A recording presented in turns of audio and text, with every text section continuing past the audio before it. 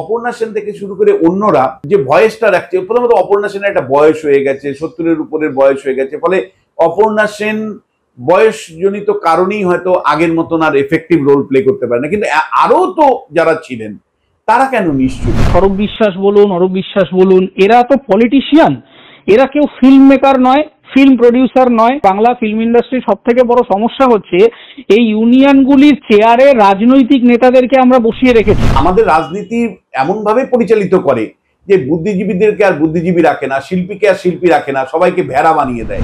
বর্তমান সময়ে বিতর্ক যেন কিছুতেই পিছু ছাড়ছে না টলিউডের। আপনারা জানেন আরজি কর কাণ্ডের পর টলিউড রীতিমতো দুভাগে বিভক্ত হয়ে গেছিল। একদিকে যারা রাস্তায় আন্দোলন করছিলেন, অন্যদিকে যারা আন্দোলন করছেন তাদের বিরুদ্ধাচরণ করতে শোনা গেছিল একাধিক শিল্পী এবং কলাকুশলীদের। তবে সম্প্রতি যে ঘটনা ঘটেছে তা নিঃসন্দেহে টলিউডের ভিতরে অন্ধকার অংশগুলোকে আরো একবার উস্কে দিয়েছে। এক হেয়ার ড্রেসার যিনি আত্মহত্যার চেষ্টা করে বসেন কিছুদিন আগে, এরপরই টলিউডের একাধিক অন্ধকার অংশ আমাদের সামনে প্রকাশ্যে চলে আসে। সেই হেয়ার ড্রেসারের নিশানায় ছিলেন গিল্ড, যার মাথা রাজ্যের প্রভাবশালী এক মন্ত্রীর ভাই স্বরূপ বিশ্বাস বলে একাধিক মানুষজন কিন্তু অভিযোগ করেছিলেন।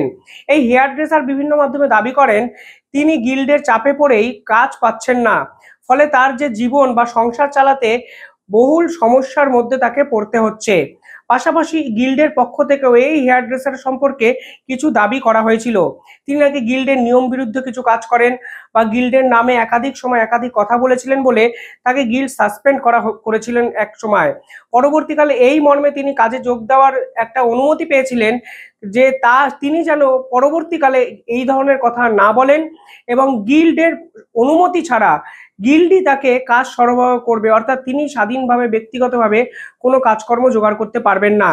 যদিও এই পুরো বিষয়টাই অভিযোগ এবং পাল্টা অভিযোগের একটা জায়গায় গিয়ে কিন্তু আটকে যায় এবং পরবর্তীকালে সেই হেয়ার ড্রেসারের কাছে আর কোনো কাজ আসে না এবং কোনো উপায় না পেয়ে তিনি আত্মহননের পথ কিন্তু বেছে নেওয়ার চেষ্টা করেছিলেন, যদিও তাকে এখন সুস্থ করে বাড়ি পাঠানো হয়েছে। আর এরপরে পরিচালকদের যে সংগঠন, সেই সংগঠনের পক্ষ থেকে এই গিল্ডকে কড়া ভাষায় বিভিন্ন ক্ষেত্রে আক্রমণও করা হচ্ছে। ফলে পরিষ্কারভাবে একটি সংস্থা, এই সংস্থার ক্ষেত্রে যার বিরুদ্ধে আগেও অভিযোগ উঠেছে, সেই সংস্থা কিন্তু ফের একবার কাঠগড়ায়। সৌরভ বিশ্বাস বলুন, অরূপ বিশ্বাস বলুন, এরা তো পলিটিশিয়ান, এরা কেউ ফিল্ম মেকার নয়, ফিল্ম প্রডিউসার নয়, এরা ফিল্মের কলাকুশলী কেউই নয়। এবং সমস্যাটা কেন তৈরি হয় আমাদের এখানে বাংলা ফিল্ম ইন্ডাস্ট্রির সব থেকে বড় সমস্যা হচ্ছে এই ইউনিয়নগুলির চেয়ারে রাজনৈতিক নেতাদেরকে আমরা বসিয়ে রেখেছি। রাজনৈতিক নেতারা সিনেমার সম্পর্কে, সিনেমার নিটিগ্রিটি ডিটেল সম্পর্কে কিছু জানে না। আমরা সবাই অরূপ বিশ্বাস, সৌরভ বিশ্বাসকে নিয়ে গালাগালি করছি। আপনি অরূপ বিশ্বাসকে গিয়ে বলুন, আচ্ছা অগুমেন্টেড রিয়ালিটি দিয়ে একটা ফিল্মের কনসেপ্ট আছে, কিভাবে করবো, সেটা কিন্তু অরূপ বিশ্বাসের পক্ষে বলা সম্ভব নয়, কারণ সেটা তো সাবজেক্ট না। অর্থাৎ এই ফেডারেশন বা গিল্ড যারা কিনা টলিউডে এক অঘোষিত নিয়ম চালু করে রেখেছে, তার বিরুদ্ধে সরব হয়েছেন একাধিক নামকরা টলিউডের পরিচালক। আর এখানেই প্রশ্ন উঠেছে অনেক যে এতদিন তারা গিল্ডের নিয়ম মেনেই বা কেন কাজ করলেন। মানে আমাদের দেশের নির্দিষ্ট একটা আইন কানুন আছে, নির্দিষ্ট সংবিধান আছে। একটা টলিউডের ভিতরে আলাদা একটা সংস্থা বানিয়ে তারা এই টলিউডকে কার্যত চালিত করবে, এই নিয়ম তারাই বা এতদিন কেন মানলেন? আর এতদিন পরে হাতে ঘা লেগেছে বলেই পরিচালকরা একজোট হয়ে হঠাৎ করে সেই গিল্ডের বিরুদ্ধচারণই বা কেন করছেন, এটা সত্যি আমার কাছে বোঝা সম্ভব হচ্ছে না। মনে রাখতে হবে 21শে জুলাই থেকে বিভিন্ন সরকারি অনুষ্ঠান এই পরিচালকরা, এই শিল্পী কলাকুশলীরা বা এই গিল্ডের একাধিক কর্মীরা কিন্তু বিভিন্ন ক্ষেত্রে সরকারি যে প্রোগ্রাম সেগুলো কিন্তু অ্যাটেন্ড করেন। এটার মানে এটা নয় যে তারা সরকারের বশবর্তী হয়ে গেছেন, আমি অন্তত এটা বিশ্বাস করি না। কিন্তু ক্রমবর্ধমান সময়ে সরকারের একাধিক দুর্নীতি, একাধিক চড়াই উতরায়ে কোনোদিন কোনো পরিচালক সকণ্ঠে ঘোষণা করেছেন বা প্রতিবাদ করেছেন, এই নজির কিন্তু হাতে গোনা কিছুজন আছে।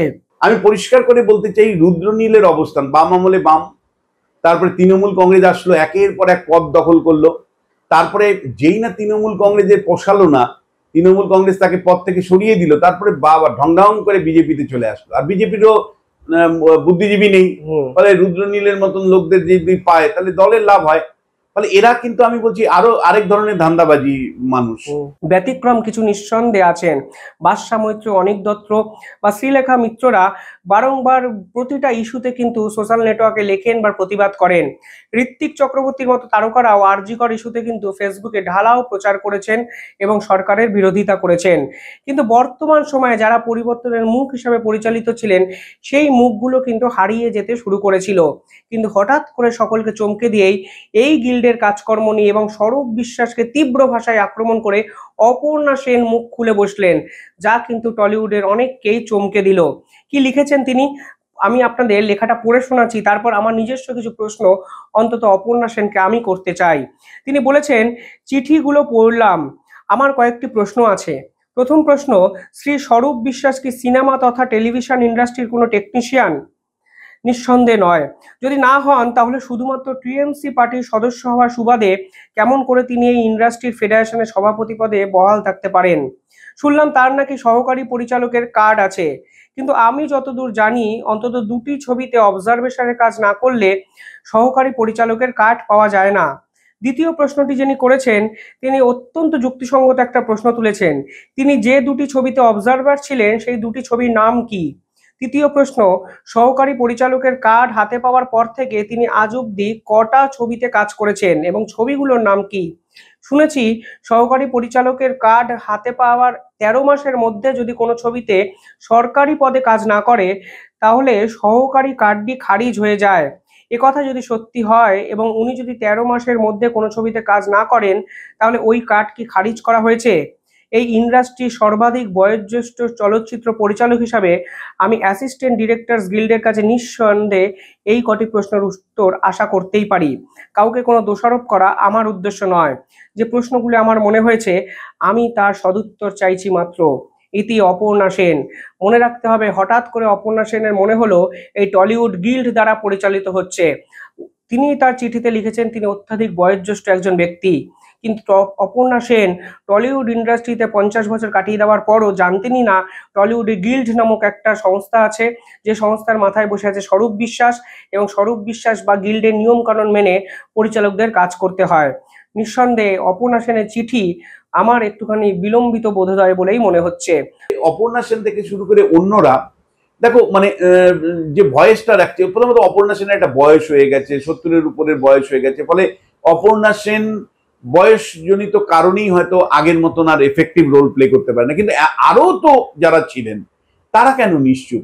তার একটা বড় কারণ যে এরা তৃণমূল কংগ্রেসের যে আগ্রাসন, পুলিশ প্রশাসন লেলিয়ে দেওয়া, তাকে মানে সিনেমা হল না দেওয়া, তা টালিগঞ্জে কাজ পেতে অসুবিধে হয় তারা সবাই জানাচ্ছেন। যদিও তিনি মুখ খুলেছেন, এই মুখ খোলাটাকে আমি সাধুবাদ হিসাবেই দেখি, কারণ টলিউডের এক ঝাঁক শিল্পীরা কিন্তু রাজনীতিতে বর্তমানে চলে এসেছেন। বাংলা ছবির মান এবং বাংলা ছবির ব্যবসার অবস্থা আমরা সকলেই জানি। বিকল্প পরিপন্থী ব্যবস্থা হিসাবে তারা এখন রাজনীতিবিদ হয়ে গেছে। 2021-এর বিধানসভা নির্বাচনটা মনে আছে, যেখানে এক ঝাঁক টলিউডের তারকারা বিধানসভা ভোটের টিকিট পেয়ে যান, কখনো তৃণমূল বা কখনো বিজেপি কিংবা কখনো বামেদের হয়েও তারা মিছিলে হাঁটেন। কিন্তু টলিউডের কাজকর্ম বাদ দিয়ে তারা রাজনীতিতে আসেন বটে, কিন্তু তাদের যে স্বার্থ সেটা চরিতার্থ না হলে তারা আবার রাজনীতির ময়দানে ফিরে যান।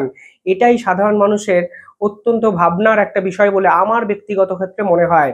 আর এই অপর্ণা সেনের মতো তারকারা যারা এতদিন জানতেনই না টলিউডে গিল্ড নামক একটা সংস্থা আছে, যারা জানতেনই না 21শে জুলাইয়ের মঞ্চে ঢালাও একটা মিছিল করে সকলকে হাজিরা দিতে হয়, এবং তারা জানতেনই না এই সকল অপকর্মের জন্য টলিউডের আজকে বেহাল অবস্থা, তাদের প্রতি আমার সমবেদনা ছাড়া আজকের দিনে দাঁড়িয়ে অন্তত কিছুই নেই। মনে রাখতে হবে, সিঙ্গুর থেকে নন্দীগ্রাম একসময়ের রাজপথ আন্দোলিত করেছিলেন কিন্তু এই অপর্ণা সেনরা। কিন্তু আজ যখন শিক্ষক দুর্নীতি থেকে গরু পাচার, কয়লা পাচার কিংবা খাদ্য দুর্নীতি, বা যখন হাইকোর্টের একাধিক রায় রাজ্য সরকার কিংবা সুপ্রিম কোর্টের একাধিক বিষয়ে রাজ্য সরকার বা কেন্দ্র সরকার ভর্ষিত হন, তখন কিন্তু সমাজে তথাকথিত অপর্ণা সেনরা মানে বুদ্ধিজীবীরা নিতান্তই চুপ করে থাকেন।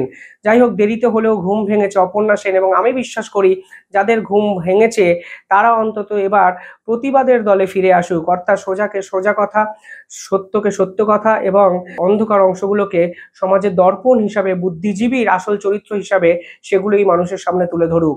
কিন্তু অপর্ণা সেনের এই চিঠির পরিপ্রেক্ষিতে আসলে সাধারণ মানুষ জাগবেন নাকি আমি জানি না। টলিউড রিফর্মেশন কিভাবে সম্ভব সেই উপায়ও আমার কাছে নেই, কারণ সোশ্যাল নেটওয়ার্ক থেকে একাধিক জায়গায় এখন রাজন্যার তিলোত্তমা শর্ট ফিল্ম নিয়ে আলোচনা হচ্ছে। কিন্তু যে শর্ট ফিল্ম, যে সিনেমা ইন্ডাস্ট্রি একসময় সত্যজিৎ রায়, মৃণাল সেন বা ঋত্বিক ঘটককে প্রডিউস করেছে, যারা অনিক দত্ত থেকে সৃজিত মুখার্জি জাতীয় পুরস্কারের দরবারে পৌঁছে দিয়েছে, সেই টলিউডের অবস্থা দেখে নিঃসন্দেহে খারাপই লাগে। এই টলিউডকে বর্তমানে বলিউড কিংবা সাউথ ফিল্ম ইন্ডাস্ট্রির সঙ্গে হয়তো তুলনা করা যায় না।